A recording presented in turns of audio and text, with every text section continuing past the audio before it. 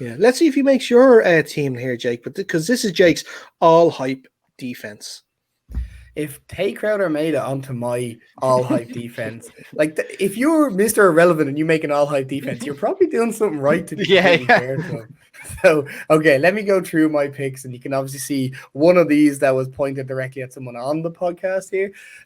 Okay, we'll go with Christian Wilkins of the Miami Dolphins. He was picked 13th overall in the first round of 2019.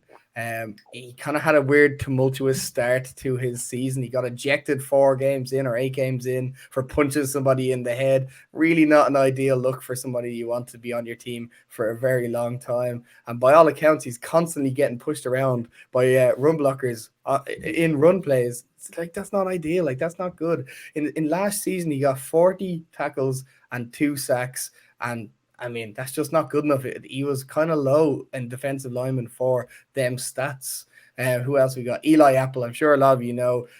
Fionn, you probably know him as well as I do. Yeah. He was the 10th overall pick by the New York Giants, who I think a lot of people said he was a reach anyway.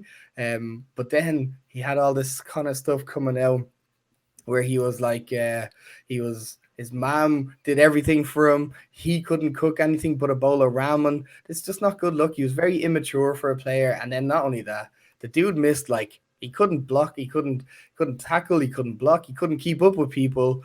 And then he just starts slagging off the team. So it's not good. Like, there was other players picked right after him, Larry Tunsil and Will Fuller and stuff. You'd probably, like, come on. It's a lot easier to say you go with these guys than Eli Apple in hindsight now. And then Isaiah Simmons, last year's Cardinals, what was he, 8th overall? Didn't have a spectacular season for a lot of people who said he was going to be the game changer on defense. He was going to fit into free safety and linebacker and strong safety. He could do everything. He barely made it on the field for a third of the Cardinals' defensive snaps. That's just not good enough for your 8th overall pick. Hopefully he can turn it around, but at the minute, it just doesn't look good for him. And then last, but certainly not least, Landon Collins, formerly of the New York Giants. I met him actually twice when he was on the New York Giants. Sound dude, but let me give you a few of his highlights. Constantly over pursues tackles. Definitely misses a lot of his lines on them ones. His pass coverage may be worse than Jamal Adams. It's not great. We're not great at that at all. I do like him. I have a signed jersey by him. I have a weird Dolphins t-shirt that I got signed by him as well the second time I met. Don't ask. But again, certainly he wanted a lot of money from the Giants. They wouldn't give it to him. Moved on to the football team. Got a lot of money from them. Certainly did not live up to all that money. Yeah, so I can't see anything I disagree with on this one. Mostly because I made a note of as soon as I saw the team is I haven't heard or seen like most of these players all last season, which means that they were all hype because they did nothing. I know Eli Apple jumped around a lot of teams. He was at the Saints and then I think he went to the Bengals. I don't know if he's still at the Bengals now. I think it's the Raiders now. He's at the Raiders. That looks like a Panthers jersey he has on in that picture. So he was all around the shop. He's all around the shop, so even teams are getting fed up. Like Landon Collins again. Like, yeah, I remember the year that he signed that massive contract with Washington, and I honestly thought he was cut. I did not know he was actually still on that roster. And Isaiah Simmons, again, he spent most seasons of last season as a special teamer. And like for an overall pick, that's just not going to cut it. I know the like obviously pay close attention to the NFC West. Like hearing coaches say, we're just trying to find the right time to put him in, or we're trying to find the right sort of system to put him into. I'm just thinking, if you didn't know what system you were going to put him into before you drafted him, then you should never have drafted him. So I smell bullshit. I smell that he's probably not training as well as you thought he would. He's not making the strides that you wished he would. So all he's good enough for is special teamer. So then when it comes to the end of his rookie deal, he's hitting free agency and saying thanks for everything.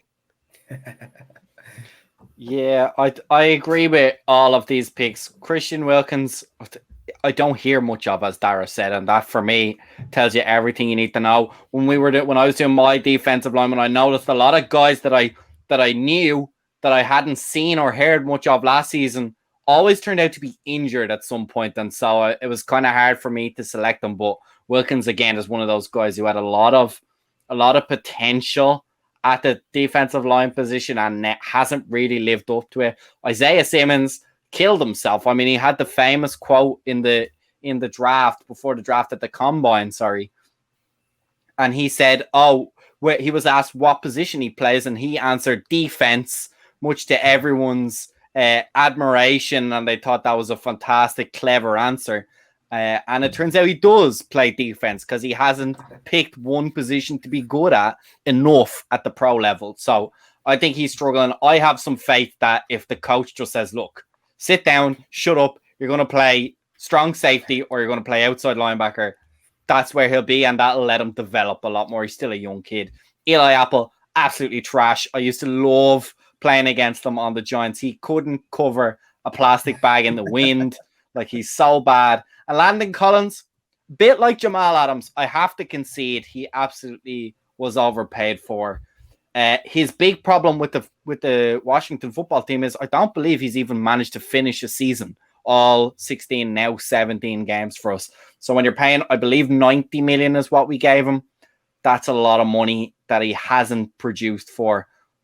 Same as Dara, I like his hard tackling. I'm willing to give up some of those bad lines because when he's making those tackles at the line of scrimmage, you're hoping your linebackers are going to mop that up for him anyway. So I don't mind that. And yes, of course, his age is a little bit more than Jamal Adams. So you would like for him to have sorted out his coverage by now. But he's a galvanizer. Having those strong hitting safeties has been very productive for the rest of the defense on other teams where you have that guy who's just going to come out of nowhere and absolutely level someone. It gets the juice going, it gets the attitude correct on the team. So I'm hoping in the last couple of years of his contract, he can turn around, at least play a few games for us, show that he wasn't completely all hype. But yeah, in a lot of ways, I can't argue with that. As I mentioned, I admitted when I went through my team, look, he's a guy you could have easily put on there. I went for Jamal Adams instead in the same vein. So I'm glad we both get things in then. So well, look, the fact you put Eli Apple up there, former Giants, it softened the blow for me, I have to say, because it gave me my little bit of ammo that I could slag. So yeah, you've done good there. Eli Apple. I'm still a bit hurt about Eli Apple. That's why I had to bring it up.